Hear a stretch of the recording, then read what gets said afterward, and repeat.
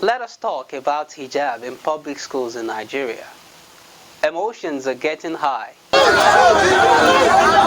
Stones are literally being thrown. The both religions are now throwing stones at each other. Before the issue degenerates even further, let us examine these questions. Who really owns the public schools with missionary names? What really is the policy of the Nigerian government regarding religious tolerance in schools? And why has hijab always been an issue of controversy? I am Ashraf Akintola, and I am inviting you to come and let us talk.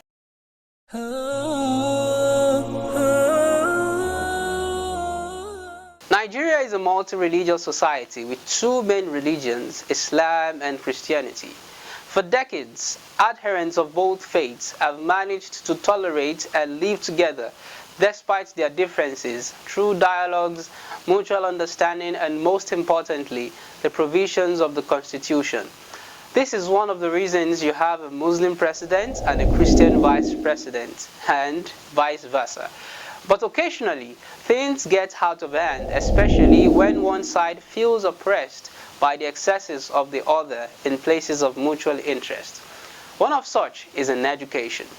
To have a clear understanding of the issue, let us go through the evolution of education in Nigeria. Before the arrival of the Christian missionaries in 1842 in the coast of the southern part of the country, the north, which had and still has a predominant Muslim population, had a uniform Islamic education policy. In fact, a large part, if not all, of the southwestern region were also influenced by and practiced this same Islamic education policy before the missionaries brought in the Western education.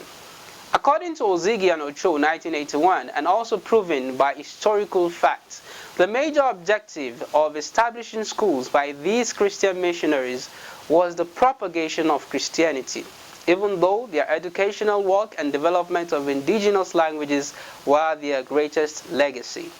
And with the British taking control of the whole protectorate, now called Nigeria, in 1914, it became imperative that the new colony be taught the ways of their colonial masters for ease of administration, and this is where the missionary schools became a tool of colonial importance. Even though there were three different trials to infiltrate the north by the Christian missionaries before and during the colonial rule, the British indirect rule in the north restricted activities of the Christian missionaries just to the south, thus standing the way for the huge rate of conversion of students, especially Muslims, who wish to gain Western education. The late Chief Richard Akinjide SAN, a former Nigerian Minister of Justice, Chief Augustus Meredith Adisa Akinloye, a renowned lawyer and politician, and a host of numerous others are examples of the intolerant education policy of the Christian missionaries to other religions. It is either you change your name and become a Christian to get this Western education or not. As a result, there was a general apathy, hatred, and suspicion towards Western education among Muslims. Since the key to administrative power, governance, and control in Nigeria is Western education, the marginalization of Muslim uneducated majority in all sectors of livelihood continued to surge higher.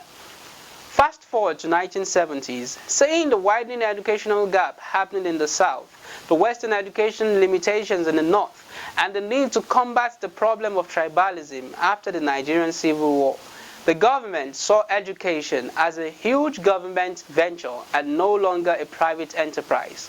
By the end of the 1970s, federal government, through the 19 states as at then, had completed the takeover of schools from individuals, as well as voluntary and religious organizations. In 1976, with a substantially improved revenue position brought by the oil boom, the federal government embarked on the Universal Free Primary Education Program and expanded access into tertiary education and increased the number of unity schools in the country. With this fact laid bare, it is obvious that the management, administration, and control of what is today termed government schools, from the primary to the tertiary sector, belongs to the government. As a sign of goodwill and to preserve the heritage and legacy of the initial owners, the government decided to keep the names of this school. With the question of ownership answered, it is safe to state, and of course with legal backings, that these government institutions would be guided by the laws that govern the land. The provisions of the Section 38, subsection 1, 2, and 3 of the Nigerian Constitution made it clear that every person shall be entitled to freedom of thought, conscience, and religion. No person in attending any place of education shall be required to receive religious instruction or observance relating to a religion other than his own. He shall be able to manifest and propagate his belief or religion in worship, teaching, practice, and observance, and no religious community shall be prevented from providing religious instruction for pupils of that community. This policy is fully well ingrained in our Constitution, and the last time we checked, it hasn't changed. The burgeoning question that comes to mind right now is that, why then is there a huge controversy over the use of hijab in Nigeria? Well, hijab to Muslims is not just a clothing or identity, it is a means of worship for the female Muslim, and one in which she has every right to make manifest as enshrined in the Nigerian Constitution. Despite that, there are few explanations or reasons that can be given to this special hatred for a vital part of an Islamic way of life. As explained earlier, the Christian ideologies which has been ingrained in all elements that make up the educational sectors, especially in the southern part of the country, has set the tone for a strong affinity for anything Christendom. This practice of disenfranchisement and marginalization has been happening for ages, that many people think it as a norm, and to a large extent due to the reticence to the issue on the side of the Muslims.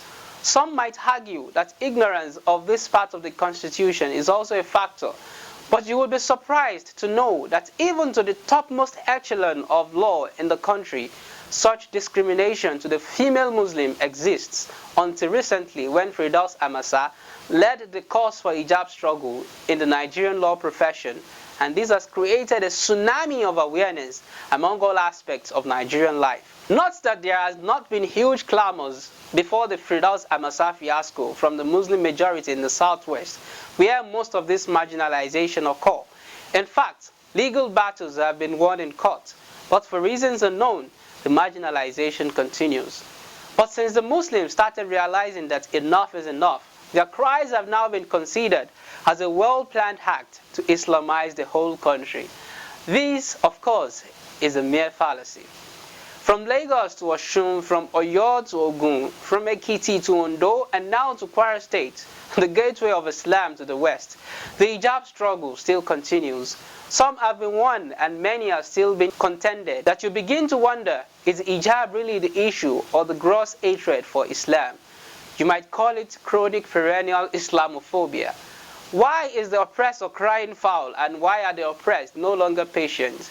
As of now, Muslims have tolerated so much with little to show for it, and the time is now to demand what truly is their constitutional rights. The government at this point cannot afford to lose the calm and ambience being enjoyed in the southwestern part of the country due to infringement of religious rights. If the embers of religious animosity through the oppression of one side over the other cannot be put out right now, then we are inviting a huge crisis into our hands. May God prevent such from happening. Muslims consider Christians and Jews the two other parts that make up the Abrahamic faith. Islam strongly recommends being good and tolerant to them, and in turn, they also expect their divine dictates to be respected and honored. God bless Nigeria, and God bless you.